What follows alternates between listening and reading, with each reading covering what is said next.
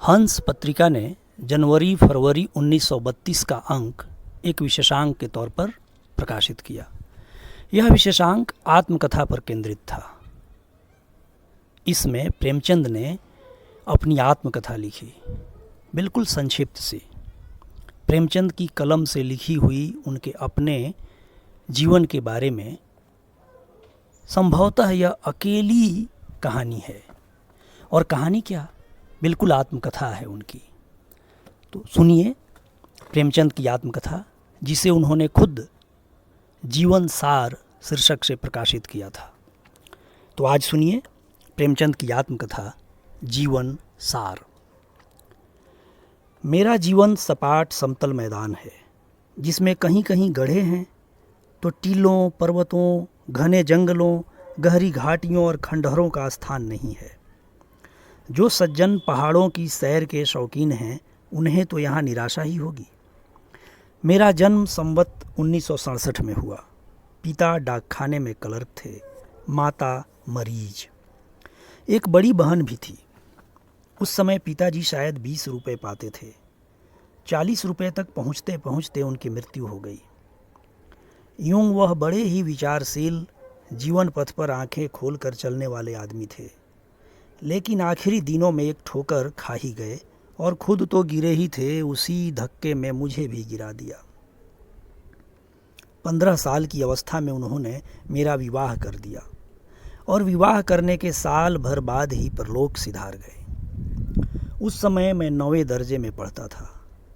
घर में मेरी स्त्री थी, विमाता थी, उनके 2 बालक थे, और आमदनी 1 पैसे की नहीं। घर में जो कुछ लेई पूंजी थी वह पिताजी की 6 महीने की बीमारी और क्रियाकर्म में खर्च हो चुकी थी। और मुझे अरमान था वकील बनने का और एमए पास करने का। नौकरी उस जमाने में भी इतनी ही दुष्प्राप्य थी जितनी अब है। दौड़ धूप करके शायद 10-12 की कोई जगह पा जाता, पर यहाँ तो आगे पढ़ने की धुन थी। पाँव में लोहे की नहीं, अष्टधातु की बेड़ियाँ थीं, और मैं चढ़ना चाहता था पहाड़ पर। मेरे पाँव में जूते न थे, देह पर साबित कपड़े न थे। महंगाई अलग, 10 सेर के जौ थे। स्कूल में 3:30 बजे छुट्टी मिलती थी। काशी के क्वींस कॉलेज में पढ़ता था। हेडमास्टर ने फीस माफ़ कर दी थी। इम्तहान सिर पर था, और मैं बांस के फाटक पर एक लड़के को पढ़ाने जाता था। जाड़ों के दिन थे। 4 बजे पहुंचता था। पढ़ाकर 6 बजे छुट्टी पाता। वहाँ से मेरा घर देहात में 5 मील पर था। तेज चलने पर भी 8 बजे से पहले घर न पहुँच सकता, और प्रातःकाल 8 बजे ही फिर घर से चलना पड़ता था। वक्त स्कूल न पहुँचता। रात को भोजन करके कुप्पी के सामने पढ़ने बैठता, और न जाने कब सो जाता। फिर भी हिम्मत बांधे हुए था। मैट्रिकुलेशन तो किसी तरह पास हो गया, पर आया 2nd डिवीज़न, और क्वींस कॉलेज में भर्ती होने की आशा न रही। फीस केवल अव्वल दर्जे वाले की ही मुआफ़ हो सकती थी। संयोग से उसी साल हिंदू कॉलेज खुल गया। मैंने इस नए कॉलेज में पढ़ने का निश्चय किया। प्रिंसिपल थे मिस्टर रिचर्डसन। उनके मकान पर गया। वह पूरे हिंदुस्तानी वेश में थे। कुर्ता और धोती पहने फर्श पर बैठे कुछ लिख रहे थे, मगर मिजाज को तब्दील करना इतना आसान न था। मेरी प्रार्थना सुनकर आधी ही कहने पाया था कि बोले, घर में कॉलेज की बातचीत नहीं करता, कॉलेज में आओ। खैर कॉलेज में गया। मुलाकात हुई, पर निराशाजनक। फीस मुआफ़ न हो सकती थी। अब क्या करूं? अगर प्रतिष्ठित सिफारिशें ला सकता तो शायद मेरी प्रार्थना पर कुछ विचार होता, लेकिन देहाती युवक को शहर में जानता ही कौन था। रोज घर से चलता कि कहीं से सिफारिश लाऊं, पर 12 मील की मंजिल मारकर शाम को घर लौट आता। किससे कहूं? कोई अपना पुछतर न था। कई दिनों के बाद एक सिफारिश मिली। एक ठाकुर इंद्र नारायण सिंह हिंदू कॉलेज की प्रबंधकारिणी सभा में थे। उनसे जाकर रोया। उन्हें मुझ पर दया आ गई। सिफारिशी चिट्ठी दे दी। उस समय मेरे आनंद की सीमा न रही। खुश होता हुआ घर आया। दूसरे दिन प्रिंसिपल से मिलने का इरादा था, लेकिन घर पहुंचते ही मुझे ज्वर आ गया और 2 सप्ताह से पहले न हिला। नीम का काढ़ा पीते पीते नाक में दम आ गया। एक दिन द्वार पर बैठा था कि मेरे पुरोहित जी आ गए। मेरी दशा देखकर समाचार पूछा और तुरंत खेतों में जाकर एक जड़ खोद लाए और उसे धोकर 7 दाने काली मिर्च के साथ पिसवा कर मुझे पिला दिया। उसने जादू सा असर किया। ज्वर चढ़ने में घंटे ही भर की देर थी। इस औषधि ने मानो जाकर उसका गला ही दबा दिया। मैंने पंडित जी से बार बार उस जड़ी का नाम पूछा, पर उन्होंने न बताया। कहा, नाम बता देने से उसका असर जाता रहेगा। 1 महीने बाद मैं फिर पंडित मिस्टर रिचर्डसन से मिला और सिफारसी चिट्ठी दिखाई। प्रिंसिपल ने मेरी तरफ तीव्र नेत्रों से देखकर पूछा, इतने दिनों कहाँ थे? बीमार हो गया था। क्या बीमारी थी? मैं इस प्रश्न के लिए तैयार न था। अगर ज्वर बताता हूँ तो शायद साहब मुझे झूठा समझें। ज्वर मेरी समझ में हल्की सी चीज़ थी, जिसके लिए इतनी लंबी गैरहाजिरी अनावश्यक थी। कोई ऐसी बीमारी बतानी चाहिए जो अपनी कष्ट साध्यता के कारण दया को भी उभारे। उस वक्त मुझे और किसी बीमारी का नाम याद न आया। ठाकुर इंद्र नारायण सिंह से जब मैं सिफारिश के लिए मिला था तो उन्होंने अपने दिल की धड़कन की बीमारी की चर्चा की थी। वह शब्द मुझे याद आ गया। मैंने कहा, पैल्पिटेशन ऑफ हार्ट सर। साहब ने विस्मित होकर मेरी ओर देखा और कहा, अब तुम बिल्कुल अच्छे हो ना? जी हाँ। अच्छा, प्रवेश पत्र भर कर लाओ। मैंने समझा बेड़ा पार हुआ। फॉर्म लिया, खानापूरी की और पेश कर दिया। साहब उस समय कोई क्लास ले रहे थे। 3 बजे मुझे फॉर्म वापस मिला। उस पर लिखा था, इसकी योग्यता की जांच की जाए। यह नई समस्या उपस्थित हुई। मेरा दिल बैठ गया। अंग्रेजी के सिवा किसी विषय में पास होने की मुझे आशा न थी और बीज गणित और रेखा गणित से तो रूह कांपती थी। जो कुछ याद था वह भी भूल भाल गया था, लेकिन दूसरा उपाय ही क्या था? भाग्य का भरोसा करके क्लास में गया और अपना फॉर्म दिखाया। प्रोफेसर साहब बंगाली थे, अंग्रेजी पढ़ा रहे थे। वाशिंगटन इवनिंग का रिपिवान विंकिल था। मैं पीछे की कतार में जाकर बैठ गया और 2 ही 4 मिनट में मुझे ज्ञात हो गया कि प्रोफेसर साहब अपने विषय के ज्ञाता हैं। घंटा समाप्त होने पर उन्होंने आज के पाठ पर मुझसे कई प्रश्न किए और फॉर्म पर संतोषजनक लिख दिया। दूसरा घंटा बीज गणित का था। इसके प्रोफेसर भी बंगाली थे। मैंने अपना फॉर्म दिखाया। नई संस्थाओं में प्रायः वही छात्र आते हैं जिन्हें कहीं जगह नहीं मिलती। यहाँ भी यही हाल था। क्लासों में अयोग्य छात्र भरे हुए थे। पहले रेले में जो आया वह भर्ती हो गया। भूख में साग पात सभी रुचिकर होता है। अब पेट भर गया था। छात्र चुन चुन कर लिए जाते थे। इन प्रोफेसर साहब ने गणित में मेरी परीक्षा ली और मैं फेल हो गया। फॉर्म पर गणित के खाने में असंतोषजनक लिख दिया। मैं इतना हताश हुआ कि फॉर्म लेकर फिर प्रिंसिपल के पास न गया, सीधा घर चला आया। गणित मेरे लिए गौरीशंकर की चोटी थी, कभी उस पर न चढ़ सका। इंटरमीडिएट में 2 बार गणित में फेल हुआ और निराश होकर इम्तहान देना छोड़ दिया। 10-12 साल के बाद जब गणित की परीक्षा में अख्तियारी हो गई, तब मैंने उस दूसरे विषय लेकर उसे आसानी से पास कर लिया। उस समय तक यूनिवर्सिटी के इस नियम ने कितने युवकों की आकांक्षाओं का खून किया, कौन कह सकता है। खैर, मैं निराश होकर घर तो लौट आया, लेकिन पढ़ने की लालसा अभी तक बनी हुई थी। घर बैठकर क्या करता? किसी तरह गणित को सुधारूं और कॉलेज में भर्ती हो जाऊं, यही धुन थी। इसके लिए शहर में रहना जरूरी था। संयोग से एक वकील साहब के लड़कों को पढ़ाने का काम मिल गया। 5 रुपये वेतन ठहरा। मैंने 2 रुपये में अपना गुजारा करके 3 रुपये घर पर देने का निश्चय किया। वकील साहब के अस्तबल के ऊपर एक छोटी सी कच्ची कोठरी थी, उसी में रहने की आज्ञा ले ली। एक टाट का टुकड़ा बिछा दिया। बाजार से एक छोटा सा लैंप लाया और शहर में रहने लगा। घर से कुछ बर्तन भी लाया। एक वक्त खिचड़ी पका लेता और बर्तन धो मांज कर लाइब्रेरी चला जाता। गणित तो बहाना था, उपन्यास आदि पढ़ा करता। पंडित रतन नाथ का फसाना ए आज़ाद उन्हीं दिनों पढ़ा। चंद्रकांता संतति भी पढ़ी। बंकिम बाबू के उर्दू अनुवाद जितने भी पुस्तकालय में मिले सब पढ़ डाले।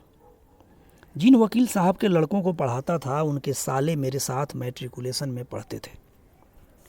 उन्हीं की सिफारिश से मुझे यह पद मिला था।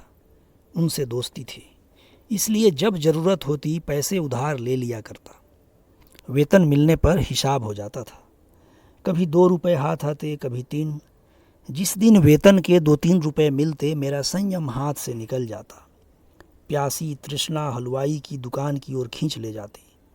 2-3 आने पैसे खाकर ही उठता। उसी दिन घर जाता और 2-2.5 रुपये दे आता। दूसरे दिन से फिर उधार लेना शुरू कर देता। लेकिन कभी कभी उधार मांगने में भी संकोच होता और दिन का दिन निराहार व्रत रखना पड़ जाता। इस तरह 4-5 महीने बीते। इस बीच एक बजाज से 2-2.5 रुपये के कपड़े लिए थे। रोज उधर से निकलता था। उसे मुझ पर विश्वास हो गया था। जब महीने 2 महीने निकल गए और मैं रुपए न चुका सका तो मैंने उधर से निकलना ही छोड़ दिया। चक्कर देकर निकल जाता। 3 साल के बाद उसके रुपए अदा कर सका। उसी ज़माने में शहर का एक बेलदार मुझसे हिंदी पढ़ने आया करता था। वकील साहब के पिछवाड़े उसका मकान था। जान लो भैया उसका सखुन तकिया था। हम लोग उसे जान लो भैया ही कहा करते थे। एक बार मैंने उससे भी 8 आने पैसे उधार लिए थे। वह पैसे उसने मुझसे मेरे घर गांव में जाकर 5 साल बाद वसूल किए। मेरी अब भी पढ़ने की इच्छा थी, लेकिन दिन दिन निराश होता जाता था। जी चाहता था कहीं नौकरी कर लूं, पर नौकरी कैसे मिलती है और कहाँ मिलती है यह न जानता था। जाड़ों के दिन थे। पास एक कौड़ी न थी। 2 दिन 1-1 पैसे का चबेना खाकर काटे थे। मेरे महाजन ने उधार देने से इनकार कर दिया था, या संकोचवश मैं उससे मांग न सका। चिराग जल चुके थे। मैं एक बुक सेलर की दुकान पर एक किताब बेचने गया था। चक्रवर्ती गणित की कुंजी थी। 2 साल हुए खरीदी थी। अब तक उसे बड़े जतन से रखे हुए था, पर आज चारों ओर से निराश होकर मैंने उसे बेचने का निश्चय किया। किताब 2 रुपये की थी, लेकिन 1 पर सौदा ठीक हुआ। मैं रुपया लेकर दुकान से उतरा ही था कि एक बड़ी बड़ी मूँछों वाले सौम्य पुरुष ने उस दुकान पर बैठे हुए थे। उन्होंने मुझसे पूछा, तुम कहाँ पढ़ते हो? मैंने कहा, पढ़ता तो कहीं नहीं हूँ, पर आशा करता हूँ कहीं नाम लिखा लूँगा। मैट्रिकुलेशन पास हो? जी हाँ। नौकरी करने की इच्छा तो नहीं है? नौकरी कहीं मिलती ही नहीं। वह सज्जन एक छोटे से स्कूल के हेडमास्टर थे। इन्हें एक सहकारी अध्यापक की ज़रूरत थी। 18 रुपये वेतन था। मैंने स्वीकार कर लिया। 18 रुपये उस जमाने में मेरी निराशा व्यथित कल्पना की ऊंची से ऊंची उड़ान से भी ऊपर थे। मैं दूसरे दिन हेडमास्टर साहब से मिलने का वादा करके चला तो पांव जमीन पर न पड़ते थे। यह सन 1899 की बात है। परिस्थितियों का सामना करने को तैयार था और गणित में अटक न जाता तो अवश्य आगे जाता। पर सबसे कठिन परिस्थिति यूनिवर्सिटी की मनोविज्ञान शून्यता थी, जो उस समय और उसके कई साल बाद तक उस डाकू का सा व्यवहार करती थी जो छोटे बड़े सभी को एक ही खाट पर सुलाता है। मैंने पहल 1907 में गल्पें लिखनी शुरू की। डॉक्टर रविंद्रनाथ की कई गल्पें मैंने अंग्रेजी में पढ़ी थीं और उनका उर्दू अनुवाद उर्दू पत्रिकाओं में छपवाया भी था। उपन्यास तो मैंने 1901 से ही लिखना शुरू किया। मेरा एक उपन्यास 1902 में निकला और दूसरा 1904 में। लेकिन गल्प 1907 से पहले मैंने एक भी न लिखी। मेरी पहली कहानी का नाम था संसार का सबसे अनमोल रत्न। वह 1907 में जमाना में छपी। उसके बाद मैंने 4-5 कहानियाँ लिखीं। 5 कहानियों का संग्रह सोजे वतन के नाम से 1909 में छपा। उस समय बंग भंग का आंदोलन हो रहा था। कांग्रेस में गर्म दल की सृष्टि हो चुकी थी। इन 5 कहानियों में स्वदेश प्रेम की महिमा गाई गई थी। उस वक्त मैं शिक्षा विभाग का सब डिप्टी इंस्पेक्टर था और हमीरपुर जिले में तैनात था। पुस्तक को छपे 6 महीने हो चुके थे। एक दिन मैं रात को अपनी राउटी में बैठा हुआ था कि मेरे नाम जिलाधीश का परवाना पहुंचा कि मुझसे तुरंत मिलो। जाड़ों के दिन थे, साहब दौरे पर थे।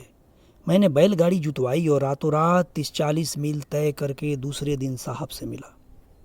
साहब के सामने सोजे वतन की एक प्रति रखी हुई थी। मेरा माथा ठनका। उस वक्त मैं नवाब राय के नाम से लिखा करता था। मुझे इसका कुछ कुछ पता मिल चुका था कि खुफिया पुलिस इस किताब के लेखक की खोज में है। समझ गया उन लोगों ने मुझे खोज निकाला और इसी की जवाबदेही करने के लिए मुझे बुलाया गया है। साहब ने मुझसे पूछा, यह पुस्तक तुमने लिखी है? मैंने स्वीकार किया। साहब ने मुझसे एक एक कहानी का आशय पूछा और अंत में बिगड़ कर बोले, तुम्हारी कहानियों में सिडिशन भरा हुआ है। अपने भाग्य को बखानो की अंग्रेजी अमलदारी में हो। मुगलों का राज्य होता तो तुम्हारे दोनों हाथ काट लिए जाते। तुम्हारी कहानियां एकांगी हैं। तुमने अंग्रेजी सरकार की तौहीन की है, इत्यादि इत्यादि। फैसला यह हुआ कि मैं सोजे वतन की सारी प्रतियां सरकार के हवाले कर दूं और साहब की अनुमति के बिना कभी कुछ न लिखूं। मैंने समझा चलो सस्ता छूटे। 1000 प्रतियां छपी थीं। अभी मुश्किल से 300 प्रतियां बिकी थीं। 700 प्रतियां मैंने जमाना कार्यालय से मंगवाकर साहब की सेवा में अर्पण कर दी। मैंने समझा था बला टल गई, किंतु अधिकारियों को इतनी आसानी से संतोष न हो सका। मुझे बाद को मालूम हुआ कि साहब ने इस विषय में जिले के अन्य कर्मचारियों से परामर्श किया। सुप्रिटेंडेंट पुलिस, 2 डिप्टी कलेक्टर और डिप्टी इंस्पेक्टर जिनका मैं मातहत था, मेरी तकदीर का फैसला करने बैठे। एक डिप्टी कलेक्टर साहब ने गल्पों से उद्धरण निकालकर सिद्ध किया कि इनमें आदि से अंत तक सिडिशन के सिवा और कुछ है ही नहीं, और सिडिशन भी साधारण नहीं बल्कि संक्रामक। पुलिस के देवता ने कहा, ऐसे खतरनाक आदमी को जरूर सख्त सजा देनी चाहिए। डिप्टी इंस्पेक्टर साहब मुझसे बहुत स्नेह करते थे। इस भय से कि कहीं मामला तुल न पकड़ ले, उन्होंने यह प्रस्ताव किया कि वह मित्र भाव से मेरे राजनीतिक विचारों की थाह लें और उस कमेटी में रिपोर्ट पेश करें। उनका विचार था कि मुझे समझा दें और रिपोर्ट में लिख दें कि लेखक केवल कलम का उग्र है और राजनीतिक आंदोलन से उसका कोई संबंध नहीं है। कमेटी ने उसके प्रस्ताव को स्वीकार किया। हालांकि पुलिस के देवता उस वक्त भी पैंतरे बदलते रहे। सहसा कलेक्टर साहब ने डिप्टी इंस्पेक्टर से पूछा, आपको आशा है कि वह आपसे अपने दिल की बात कह देगा?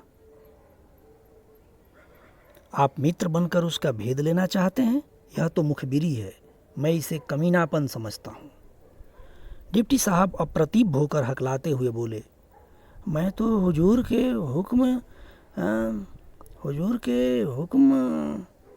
साहब ने बात काटी, नहीं, यह मेरा हुक्म नहीं है।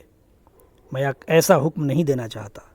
अगर पुस्तक के लेखक का सिडिशन साबित हो सके तो खुली अदालत में मुकदमा चलाइए, नहीं धमकी देकर छोड़ दीजिए। मुंह में राम बगल में छुरी मुझे पसंद नहीं। जब यह वृतांत डिप्टी इंस्पेक्टर साहब ने कई दिन पूछे मुझसे कहा तो मैंने उनसे पूछा, क्या आप सचमुच मेरी मुखबिरी करते? वह हंसकर बोले, असंभव, कोई लाख रुपए भी देता तो न करता। मैं तो केवल अदालती कार्रवाई रोकना चाहता था और वह रुक गई। मुकदमा अदालत में जाता तो सजा होने यकीनी था। यहाँ आपकी पैरवी करने वाला भी कोई न मिलता, मगर साहब हैं शरीफ आदमी। मैंने स्वीकार किया, बहुत ही शरीफ। मैं हमीरपुर में ही था कि मुझे पेचिश की शिकायत पैदा हो गई। गर्मी के दिनों में देहातों में कोई हरी तरकारी मिलती न थी। कई बार लगातार सूखी घुइयाँ खानी पड़ी। यूँ मैं घुइयों को बिच्छू समझता हूँ और तब भी समझता था, लेकिन न जाने क्यों कर यह धारणा मन में हो गई कि अजवाइन से घुइयाँ का बादीपन जाता रहता है। खूब अजवाइन खा लिया करता। 10-12 दिन तक किसी तरह का कष्ट न हुआ। मैंने समझा शायद बुंदेलखंड की पहाड़ी जलवायु ने मेरी दुर्बल पाचन शक्ति को तीव्र कर दिया। लेकिन एक दिन पेट में दर्द हुआ और सारे दिन मैं मछली की भांति तड़पता रहा। फंकियाँ लगाईं मगर दर्द कम न हुआ। दूसरे दिन से पेचिश हो गई। मल के साथ आंव आने लगा लेकिन दर्द जाता रहा। 1 महीना बीत चुका था। मैं एक कस्बे में पहुंचा तो वहां के थानेदार साहब ने मुझसे थाने में ही ठहरने और भोजन करने का आग्रह किया। कई दिन से मूंग की दाल खाते और पथ्य सेवत करते करते उब चुका था। सोचा क्या हरज है, आज यहीं ठहरो, भोजन तो स्वादिष्ट मिलेगा। थाने में ही अड्डा जमा दिया। दारोगा जी ने जमीकंद का सालन पकवाया, पकौड़ियाँ, दही बड़े, पुलाव। मैंने एहतियात से खाया। जमीकंद तो मैंने केवल 2 फांके खाई, लेकिन खा पीकर जब सामने के सामने, थाना के बिल्कुल सामने दारोगा जी के फूस के बंगले में लेटा तो 2-2.5 घंटे के बाद पेट में फिर दर्द होने लगा। सारी रात और अगले दिन भर कराहता रहा। सोडे की 2 बोतलें पीने के बाद कै हुई तो जाकर चैन मिला। मुझे विश्वास हो गया यह जमीकंद की कारस्तानी है। घुइयाँ से पहले मेरी कुट्टी हो चुकी थी, अब जमीकंद से भी बैर हो गया। तब से इन दोनों चीज़ों की सूरत देखकर मैं कांप जाता हूँ। दर्द तो फिर जाता रहा पर पेचिश ने अड्डा जमा दिया। पेट में 24 घंटे तनाव बना रहता, अफरा हुआ करता। संयम के साथ 4-5 मील टहलने जाता, व्यायाम करता, पथ्य से भोजन करता, कोई न कोई औषधि भी खाया करता, किंतु पेचिश टलने का नाम न लेती थी और देह भी घुलती जाती थी। कई बार कानपुर आकर दवा कराई। एक बार महीने भर प्रयाग में डॉक्टरी और आयुर्वेदिक औषधियों का सेवन किया पर कोई फ़ायदा नहीं। तब मैंने तबादला कराया। चाहता था रोहेलखंड, पर पटका गया बस्ती के ज़िले में, और इलाका वह मिला जो नेपाल की तराई है। सौभाग्य से वहीं मेरा परिचय स्वर्गीय पंडित मनन द्विवेदी गजपुरी से हुआ, जो डुमरियागंज में तहसीलदार थे। कभी कभी उनके साथ साहित्य चर्चा हो जाती थी, लेकिन यहाँ आकर पेचिश और बढ़ गई। तब मैंने 6 महीने की छुट्टी ली और लखनऊ के मेडिकल कॉलेज से निराश होकर काशी के एक हकीम से इलाज कराने लगा। 3-4 महीने बाद कुछ थोड़ा सा फ़ायदा तो मालूम हुआ, पर बीमारी जड़ से न गई। जब फिर बस्ती में पहुंचा तो वही हालत हो गई। तब मैंने दौरे की नौकरी छोड़ दी और बस्ती हाई स्कूल में स्कूल मास्टर हो गया। फिर यहाँ से तब्दील होकर गोरखपुर पहुंचा। पेचिश पूर्ववत जारी रही। यहाँ मेरा परिचय महावीर प्रसाद जी पोद्दार से हुआ, जो साहित्य के मर्मज्ञ, राष्ट्र के सच्चे सेवक और बड़े ही उद्योगी पुरुष हैं। मैंने बस्ती से ही सरस्वती में कई गल्पें छपवाई थी। पोद्दार जी की प्रेरणा से मैंने फिर उपन्यास लिखा और सेवा सदन की सृष्टि हुई। वहीं मैंने प्राइवेट बीए भी पास किया। सेवा सदन का जो आदर हुआ, उससे उत्साहित होकर मैंने प्रेमाश्रम लिख डाला और गल्पें भी बराबर लिखता रहा। कुछ मित्रों की, विशेषकर पोद्दार जी की सलाह से मैंने जल चिकित्सा आरंभ की, लेकिन 3-4 महीने के स्नान और पथ्य का मेरे दुर्भाग्य से यह परिणाम हुआ कि मेरा पेट बढ़ गया और मुझे रास्ता चलने में भी दुर्बलता मालूम होने लगी। एक बार कई मित्रों के साथ मुझे एक जीने पर चढ़ने का अवसर पड़ा और लोग धड़धड़ाते हुए चले गए, पर मेरे पाँव ही न उठते थे। बड़ी मुश्किल से हाथों का सहारा लेते हुए ऊपर पहुंचा। उसी दिन मुझे अपनी कमजोरी का यथार्थ ज्ञान हुआ। समझ गया अब थोड़े ही दिनों का और मेहमान हूँ। जल चिकित्सा बंद कर दी। एक दिन संध्या समय उर्दू बाजार में श्री दशरथ प्रसाद जी द्विवेदी, संपादक, स्वदेश से मेरी भेंट हो गई। कभी कभी उनसे मेरी साहित्य चर्चा होती रहती थी। उन्होंने मेरी पीली सूरत देखकर खेद के साथ कहा, बाबूजी, आप तो बिल्कुल पीले पड़ गए हैं, कोई इलाज कराइए। मुझे अपनी बीमारी का जिक्र बुरा लगता था। मैं भूल जाना चाहता था कि मैं बीमार हूँ। जब 2-4 महीने का ही जिंदगी से नाता है तो क्यों ना हंस कर मरूं? मैंने चिढ़ कर कहा, मर ही तो जाऊंगा भाई, या और कुछ। मैं मौत का स्वागत करने को तैयार हूँ। द्विवेदी जी बेचारे लज्जित हो गए। बाद में मुझे अपनी उग्रता पर बड़ा खेद हुआ। यह 1921 की बात है। असहयोग आंदोलन जोरों पर था। जालियांवाला बाग का हत्याकांड हो चुका था। उन्हीं दिनों महात्मा गांधी ने गोरखपुर का दौरा किया। गाजी मियाँ के मैदान में ऊंचा प्लेटफॉर्म तैयार किया गया। 2 लाख से कम जमाव न था। क्या शहर, क्या देहात, श्रद्धालु जनता दौड़ी चली आती थी। ऐसा समारोह मैंने अपने जीवन में कभी न देखा था। महात्मा जी के दर्शनों का यह प्रताप था कि मुझ जैसा मरा हुआ आदमी भी चेत उठा।